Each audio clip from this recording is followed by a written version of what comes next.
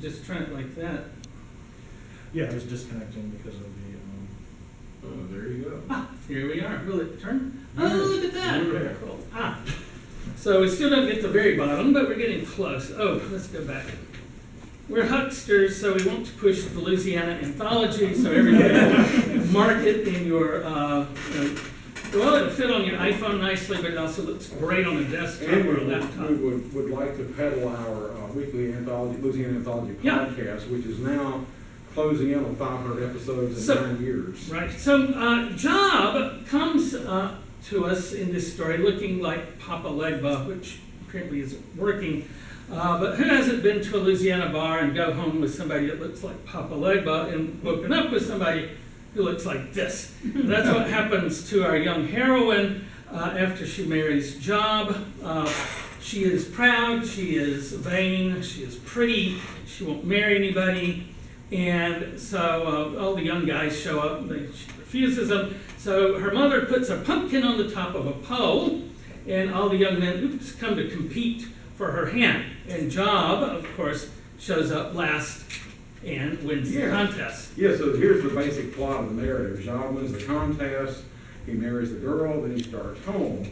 He has to return his finery along the way. He's all decked out like he's, going to meet in someplace. So yes, he has a beautiful cravat. If you know Papa Legba, he has a cravat. First thing he has to give up is the cravat, and then he has to give up the coat. After a while, he's pretty much in his, long johns, and finally has to give the 4 horses up. Yeah, then he goes into the woods, he restores his clothes. This is to the original owners. He forces his wife then to pull the carriage the rest of the way home because he has no horses anymore. He doesn't need the horses anymore, he has a wife. Exactly. And then his mother shows her a room with the bodies of his previous wives. So the story, cue this descending minor scale right here. Well, and they're desiccated. He has drained them of their life force. They're just hanging on a hook over there.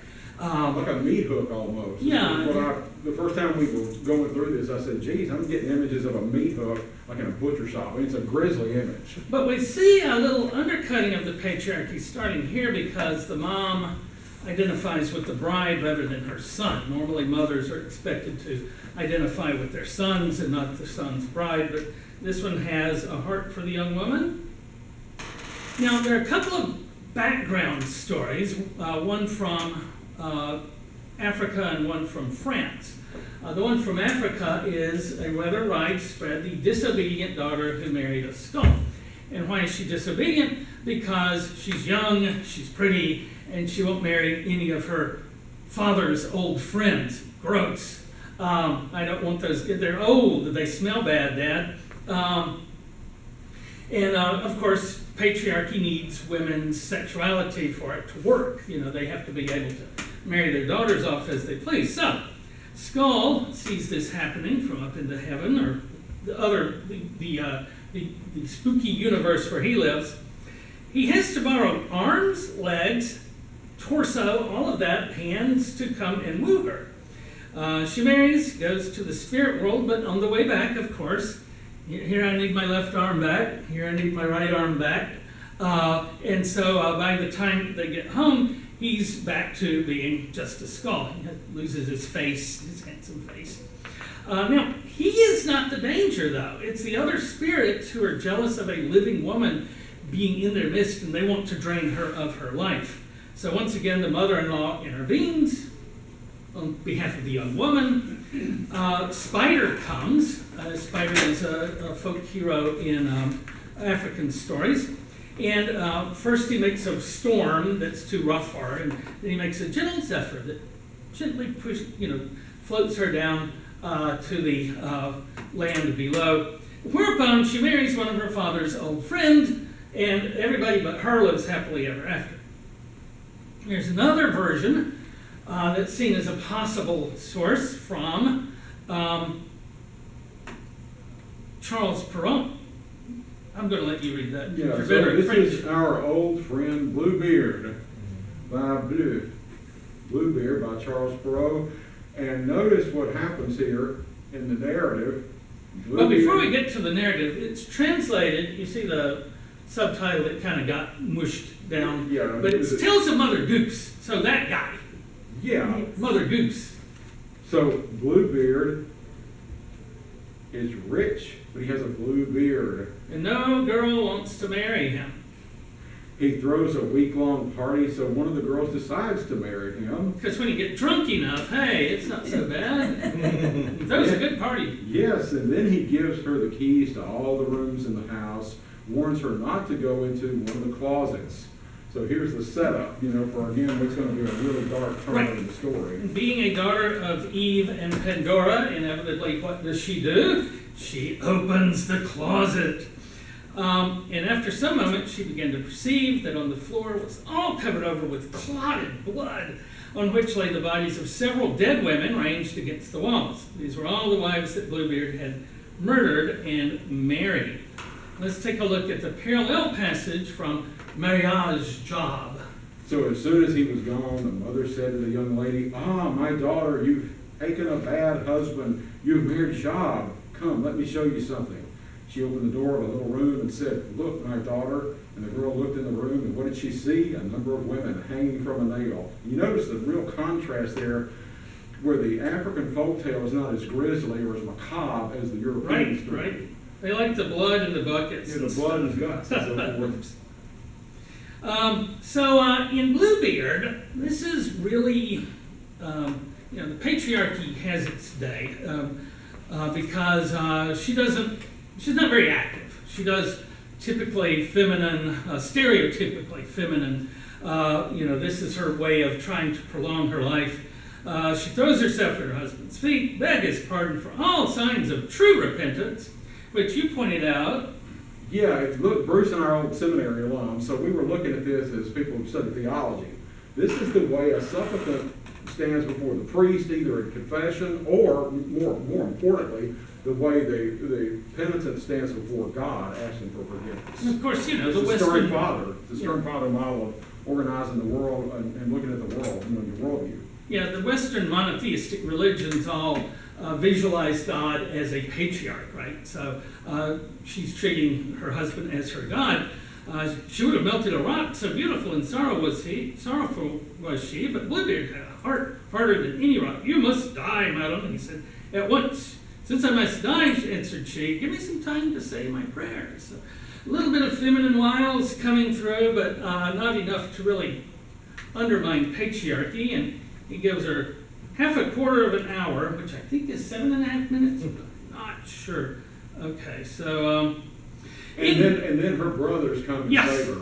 she said, so the only thing that can save you from a bad patriarch is a good patriarch, whether it's the brothers or it's the woodsman's going to come and cut you out of the wolf, something like that. Shane in the Western film, Yeah. or Wayne LaPierre. And Right. this is getting at something else, is the theological concept, the myth of redemptive violence. So, Everybody was crowing about how great the various Marvel films have been because they're inclusive, but they all revolve around the myth of redemptive violence. everybody acts exactly the same. Yeah, So, they're all alike. in the Marriage, it is our heroine who is the hero of the story. She's the one who's active. She has help, but she's the one doing the cool stuff. Mother-in-law gives her 6 dirty eggs. She says, "Do not clean the eggs," which she does not. As she runs away home, Djabe finds out she's gone and starts running after her. Oh, she overfed the rooster, so it waited a little late to get up in the morning. Gave her a head start. She's on the road. As she sees Djabe approaching, she starts throwing the eggs down. Yeah, so first she throws an egg down, which produces a high wooden fence. And he runs back home, gets his axe, comes back, chops down the fence, then goes back home again, because he's really fast, because he's kind of a demon. Then she throws an egg and it produces an iron fence. Back home, get the axe, come chop it down, back home. Then she throws the third egg, and it produces fire in the road. Ah, crap, I gotta go get a jar of water. So puts it out, then take it back home and put it in its spot. The fourth egg, when she throws it, produces a brick wall. Back home. Then the fifth egg produces a small river with a canoe for her. And what And does he have? has to swim. Yeah, Yes. slows him down. And then the sixth one produces a large river. And she asks Crocodile to take her across, which Crocodile does. Then he asks for a ride, and Crocodile drowns him. So she's got more gadgets than James Bond Yeah, and yeah. Doc Savage. You know? It's like reading a Doc Savage novel or something. She's a very active hero in our story compared to the other two possible predecessors. She finally sees her horse and says, "Give me a ride." The horse said, "You want me to save your life? Didn't you tell your mother to let me die if I wanted to? Oh, well, climb on my back and I shall carry you to your mother." So, you know, there's a lot of respectability politics in our fairy tales, like, pluck, and determination will bring you through. This girl, she's vain at the start. She's wanting the horse to die. She's not a nice person, but that doesn't matter. She still deserves to live, right? That was it. Oh yeah, that's our closing. We should have some nice music behind it. We're not singing. I'm looking for the crocodile. Right. Yeah, we're not going to do any kind of a dance routine right here. You know, we like this story because it questions the patriarchy. It's put yourself in Alcide Forché's mind, the temptation to change it, right? To make it more, if he hadn't meant it to be on a shelf for scholars, if he had wanted it to go out to the vast American public, definitely would have made some changes to bring her back into more line with patriarchy. But you imagine this Creole women passing down this story from generation to generation, not only telling their children, but the little white kids they're taking care of, because he heard these stories growing up. He's going back home to collect the stories he heard.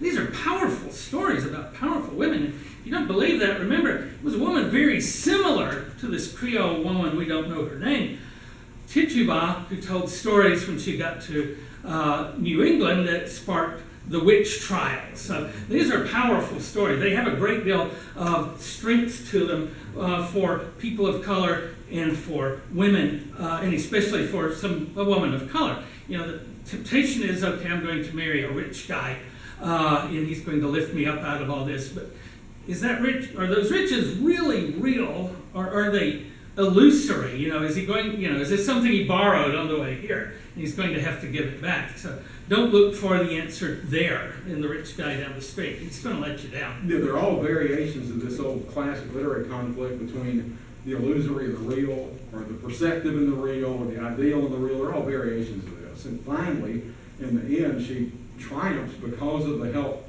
of the older woman, really the community of women who are behind her. And she never remarries. So there you go.